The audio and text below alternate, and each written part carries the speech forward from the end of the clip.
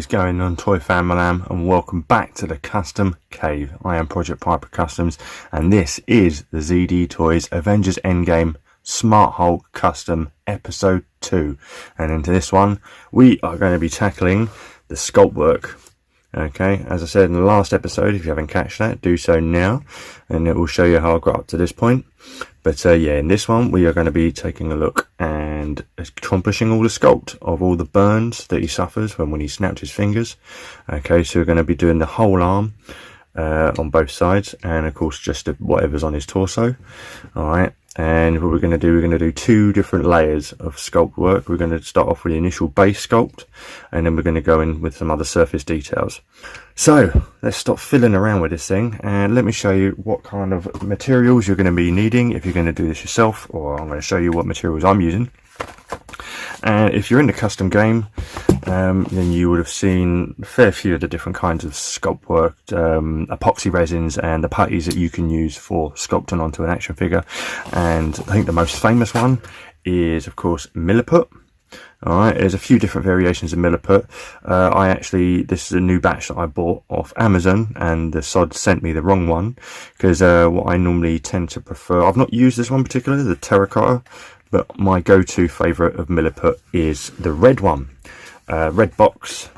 Okay, and I'll show you a picture of that now. Alright, so yeah, it's the red box, and you have the green and grey. It's basically a two-part epoxy, as you can see here.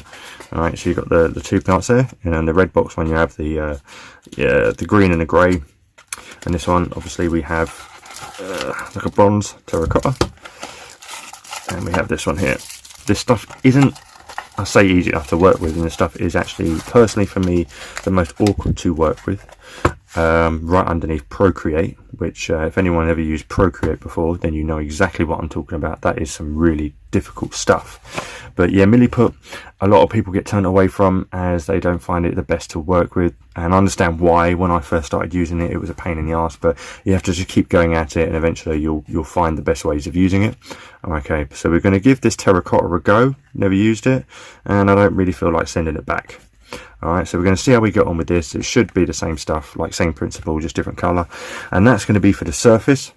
Okay, so we're going to be going in, doing all of his tendons, and all his muscle fibres that have been exposed from the burns. So we're going to be doing quite a few of those all around. I'll get my light back up, there you go. And then once that is cured, this is an air drying putty, by the way. Okay, so this cures on its own within about 3-4 hours. And it's best to use, what helps is when you use it with water. Okay, so if you get your tools that you use and damp them, and damp the surface and damp the putty itself slightly, and you'll find it a lot easier to work with. Otherwise it just becomes tacky and starts peeling away anytime you touch it. Alright, so once we're done with that, we're then going to move on to the surface texture and do all that burnt skin that's just, you know, warped around all the muscle tissue and whatnot. And for that we're going to be using this, which is Super Sculpey oven baked clay. There you go. Alright, it doesn't take that much heat to cure, but you definitely do need heat. Okay, and yeah, so this is the grey. It's the grey version of this particular clay, and yeah, it's a oven bake, and it's really easy to work with. I absolutely love working with this stuff. So yeah, we're just going to be using some of that once we get to the skin part of things. Okay, but luckily the arm will detach, and this is heat resistant, so this will be mostly covered with that, and of course this will cure with no problems at all. Okay, so there we have it. I'll just show you what it looks like. As you can see, I've used a little bit already, just one solid block. Okay, so they're the two epoxies and putties and clays that we're going to be using on this. Alright, I think I've chewed your ear off enough, so let's just get to it. Okay, so as we get started, we have our little work area. As you can see, I'm nudging it. Okay, we have our little pot of water, we have our Milliput, we have a tissue, because you're going to need that to keep your tools clean, and your hands, because again it will get all tacky. And then of course we have the arm, and lastly my two favourite sculpting tools. Alright, now these are just rubber tipped sculpting tools. You can pick these up on all shapes and sizes off Amazon and eBay. Alright, so here we have a flat chisel, and we have a taper tip. Okay, now I'll give you a look at the labels on them. Okay, so you can see flat chisel firm, colour shaper, and Royal Sovereign Limited UK. And obviously the taper tip, same again, both to 0 if you wanted to try and pick these particular ones up yourself. And you can screenshot that now to get a full look at the label. Okay, and this is on the other side. And there you go. Okay, so we have these two, and these are great, especially working with the what do we call it? So Super Sculpting. They really work fantastic. So yeah, you're going to need all of these bits and bobs. So let's space everything out and let's get our milliput rolled and going. This is the first time I'm using the terracotta version of milliput, so this will be an experience for the pair of us. Alright, so we're going to need, you judge how much you need of each by the overall amount that you think you're going to need for the custom itself. Alright, good thing I have a little blade here. Okay, so it just looks like a hot dog. Where's the mustard? Let's go. So we are getting into this. So there we go. I am going to, for the arm, yeah, even if you use too much, you know, you pick out too much, I'm going to do about that. Alright, so that's how much I'm going to want that. You can either obviously get more if you need more, or if you use too much, then with the little excess you can make yourself something cool, whatever comes to mind. Okay, so let's bust open about the same amount. So what we got here, let's go, get you open, boom, there we go. Now this does have a secondary plastic skin around it. Alright, and try and find the edge of that. Is this one? No, this one doesn't have a secondary skin. On the red one, the green of this does have secondary skin that you just peel away like a candy wrapper. So this one doesn't handy enough, so I'm going to say about that much. Is it about that much? Let's have a roll. Okay, now it's a bit small, so we're going to add a little bit more. See how that looks. What do you think? Tiny bit more, I think. Tiny bit more. About there. And that should do it. See, it's already sticking to my thumb. Alright, that's about even now. And you can either just mush it together and just keep rolling it until it's one colour, or to get it done a little bit quicker, you roll them into small little sausages, just like you would with Play-Doh. Remember this old back in the day? There you go. Right, you can do that there. Get that to one side. Do the same with this one. Yeah, it's already starting to stain the top there. Okay, and as you've got your two strings. I learnt this from the late Glenn Webb, rest in peace my man. It was one of his sculpting videos on how to customize that taught me all about milliput and how to use it. And yeah, what we do is we lattice them around each other. Okay, just lattice them around. This will get a good mix going, like that. Okay, and then just mush it. There you do, mush it real good. Okay, and we'll carry on doing this until it's all one colour. I have no idea what colour it's meant to be all solid. I'm assuming it's going to be the terracotta, hence the label. So I will see you back in a second. Okay, so mushed it and mushed it and mushed it. Basically kept doing what I'm doing right now, and as you can see, my thumb and fingertips are all starting to turn like they're rusting. I am a human being, not a robot, I promise. But yeah, as you can see, it is starting to be all one colour, and it is obviously the terracotta orange, which is actually an added bonus, because considering we're going for a burn mark, and the base colour that I was going to go for is kind of like a red, pinkish, yellowish, you know, just the nasty, just burn, really, yeah, a burn of human flesh and muscle underneath. So this will aid in the colouring of that, which is handy. So a little bit of a production bonus there. So just give it a bit more. Okay, get it, really fold it in on each other. So just do that, really compact it in. And then what we're going to do, we're going to leave it to set for about 10 minutes. You get about, well, with my experience with the red stuff, with the red box, the green and grey, you got about an hour, possibly an hour and a half before it fully cured, or cured enough to a point where you couldn't manipulate it anymore. Okay, so I have no idea if the same time length is with this. The box itself says Where does it say? Yeah, it says 3 to 4 hours on the box. I do not believe that for 1 second. So we're going to put it to the test. So there we are. Alright, that's pretty much one and done. So let's put that down and let it set. Alright, I think that is cured enough. Okay, it feels okay, and yeah, that'll do. Lovely. So now what we're going to do is we're just going to plan on our surface, how much we're going to use. Now obviously I know the thought of just covering the entire lot in the putty and then going in and sculpting sounds like it's the right way. It is unfortunately not, because by the time you've gotten everywhere with your detailing and sculpting, it would already been cured. So what we're going to do is just going to do portion by portion. So you lay a bit down, get some rough details, okay, and then yeah, you go in with some basic details first, and then of course if you've got time you go in afterwards with the finer details. Alright, so you get my reference material. Okay, so as you can see, I've just got the camera there. So here, as you can see, we've got all these lines and muscle tendons and what have you. So we've got the reference picture here, and we're just going to go start off and see how we get on. So that's what we're going to try and replicate today. I'm going to get as much of the yarn done as I can today before I'll click off and pick it up again another day. And yeah, but all of that will be in this video. So I'm going to turn you over now to our wonderful voice actor known as Ben Piper. Enjoy. Okay, and here we go. So we're just taking a piece of the milliput and we're just going to start spreading it across the forearm. Alright, this is the first section, getting some water down, and this is how you manipulate milliput. Alright, so we're just going to use our thumb and spread it all the way across, and spread it out as evenly and as thin as possible. Alright, because you only want a thin layer. Now we're going to take our taper tip sculpting tool, and we're just going to run the tip down and create some lines. Alright, this is all freestyle, there's no set pattern to this at all, and we're going to try and do another one, trying to replicate some sort of muscle tendons, so you're going a bit rough. Alright, so there's no set pattern to this, we're just going to go in really flowing in the same direction.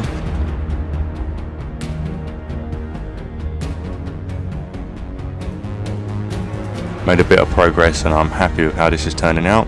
This is all just experimental, by the way, and we're just using our finger to smoothen it out.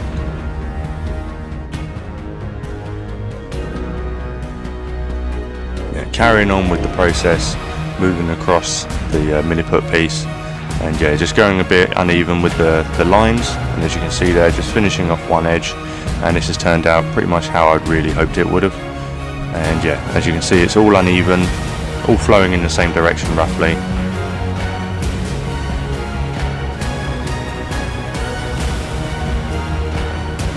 Extremely happy with this turned out.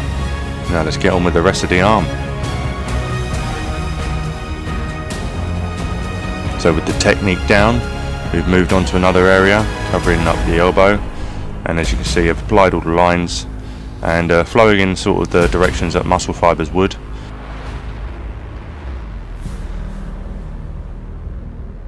And now this section is fully cured, we're going to move on to the rest of the arm. As you can see there, I've got all the way around, so I'm going to get some more of the milliput, spreading it all the way across the arm, using water, thinning it out,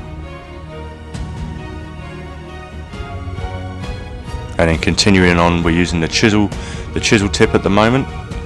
Okay, going in for some deeper lines.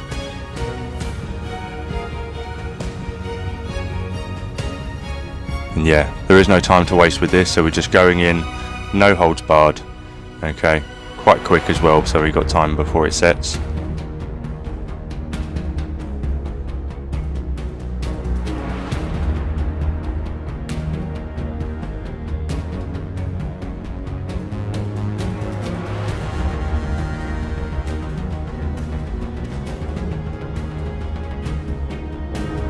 Now we've moved back onto the taper tip, and just to finish off the ball of the shoulder, those last little lines, trying to make them thin because it's quite a big cluster of muscle fibres.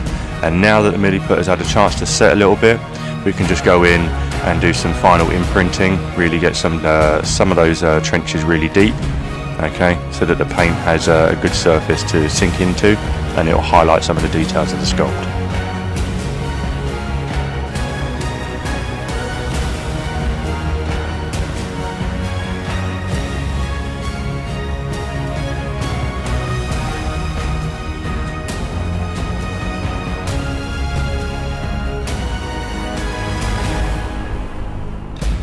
And that is the arm fully done with layer 1, the base coat with the milliput. All the muscle fibres and tendons are there and complete, and are happy with the end result. And now move on to the super sculpey. So we're just taking a piece off of this block, alright, and we're just going to apply it and key it and fold it on itself in our iron fingers, and this will soften it up and make it easier to work with. And here I've applied a thin layer, and I've begun in with the taper tip again. And the technique here to create some of the melted skin and fabric is I'm just using the tip and I'm just pushing up on the edge, so edge of the layer, and just using the taper tip, and so we can create this sort of arch. And then using the tip we're going to smoothen out the edges so it blends back in, and this sort of gives the illusion that the skin is just warped and melted. Okay, this is completely freestyle, so you can have fun with any kind of pattern that you see fit.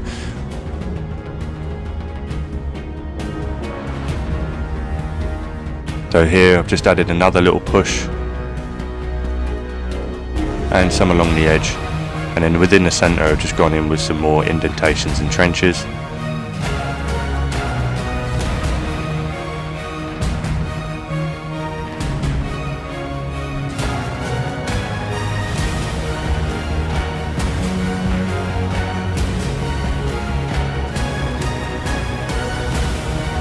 It just shows you how easy this stuff is to work with and to manipulate.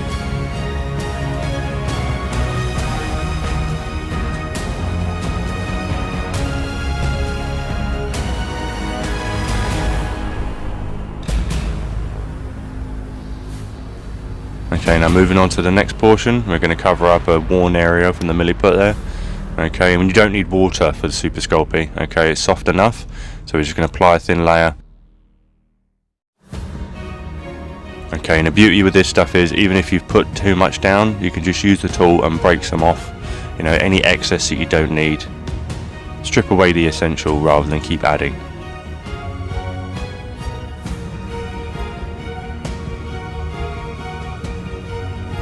Okay, so as you can see there, we're using the taper tip and we're just pushing into the clay, and it's creating that ridge. Alright, and then we're just smoothing out the edges. And this is the same technique that we do for all the areas, and just mix it up and vary the pattern and design. And there you go, it's considerably smaller than what it started out to be. Now moving on to this area, we've got a few more areas down. And just neaten them up, going in and using the tip just to neaten up those ridges that we've pushed up. And there we have it, all the super sculpey is done and cooked. And really happy with how this has turned out. Not completely covering the arm, but there's enough variety in the patterns and the designs. We've also gone in and done the hands with the milliput using the same technique.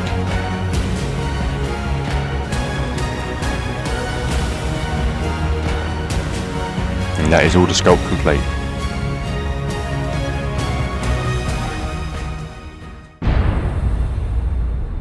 Okay, and here we are. All the sculpt work is finished to the level that I'm happy with.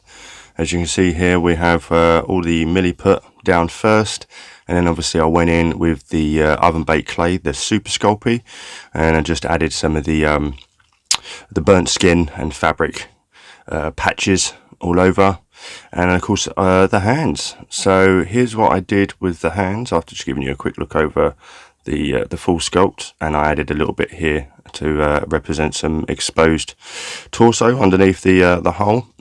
But yeah, so going over the hands, as you saw earlier, excuse me, I had snipped off the ball peg, which is here, and I did that once I had taken the arm out of the oven to obviously cook the super sculpey, which I did at 100 degrees for 10 minutes. The amount of time you need to cook super sculpey will determine how much obviously super sculpey you've used. So obviously the more you use, the longer you need to cook it for. But yeah, the arm came out in one piece, and yeah, as I had taken out the oven, whilst it's still warm or hot even, obviously the plastic was soft, I went in, snipped the ball peg that was attached here, and I have inserted a magnet system. Okay, so I bored, as you saw earlier, bored where the ball peg actually was, and just bored a little level in there. Added some milliput, stuffed it in, let it set, and pushed in the magnet. And then once the milliput had cured, I then unpinged the magnet itself, which left the trench, and then I just went in with some super glue and pushed the magnet back. And I did the exact same thing with the hands. Okay, so I just stuffed it with milliput, let it set, imprinted the magnet, and then glued it in when it had set. I did it with that one, so as you can see, that just pegs straight in, holds lovely. Because I did this because I didn't want the any sort of resistance or struggle in terms of swapping out the hands to on the ball peg might in fact break away some of the sculpt work. So just for ease of changing out the hands, I added the magnet system. So I've done it here with the fist too. Alright, get it to focus, there you go, and that just pings straight in as well. Okay, so changing of hands is quite easy, and let's just go over the full sculpts. As you can see, all the patches that I've done, and there you go. And obviously on the fist and the open hand, bush, there you go. Okay, and that is all the sculpt work 100% done. And yeah, that will be it for this episode. Thank you so much for your patience on this one. This one took a lot longer than I anticipated, especially with life throwing me a few curveballs, coming down with the flu, hence why I sound slightly husky in the voiceovers and in this. But yeah, again, thanks very much for your patience on this episode. Any questions at all, if there's anything you want me to go over a bit further in terms of the technique, tools or materials used, just hit me up in my DMs on my social medias or right here in the comment section. I'll be sure to get back to you as soon as possible. And yeah, that is it for this one, guys. And in the next one we have the painting, and that's going to be a hell of a lot of fun trying to get that trying to get the colors right, and hopefully make it look like a big burnt arm. Hopefully so, but that will again be a lot of experimenting with different colors and paints, and you'll be right along there for the ride as well. I promise it won't be as long as this one to come out. And thank you again, guys, it really means a lot. And yeah, if you obviously, I'm at Project Piper Customs on Instagram and Facebook. Definitely be sure to head on over there and give us a follow. And on this video, if you want to see more, hit that like, comment and subscribe button and the notification bell, because YouTube's being an arse sometimes and unsubscribing people. So yeah, just to double check on those to stay notified. And that is it, guys. Thanks again for sticking around on the journey, and until episode 3, take it easy, have a good one, peace.